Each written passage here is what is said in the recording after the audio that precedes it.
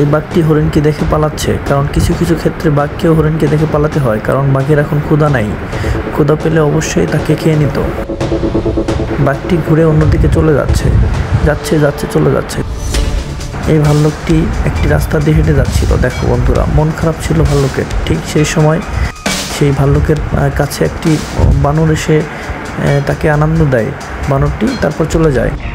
ভাল্লুকটি রাস্তা দিয়ে হেঁটে যাচ্ছিল এবং বিড়ালটি সেই ভাল্লুকটার সাথে হাঁটতেছিল। বিড়াল আর ভাল্লুক সুন্দর করে একসঙ্গে হেঁটে যাচ্ছিল।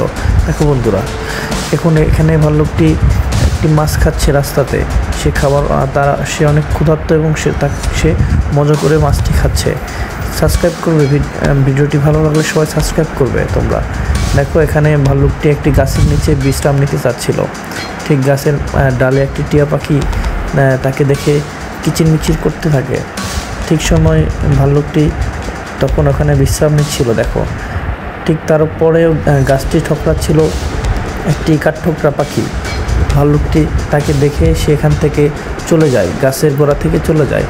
এবং ভাল্লুকটি আরেকটি জিনিস দেখে, একটি গাছের ডালে একটি পাখি সুন্দর করে বাসা বাঁধছিল। বন্ধুরা, ভালো লাগলে অবশ্যই পাশে থাকবেন।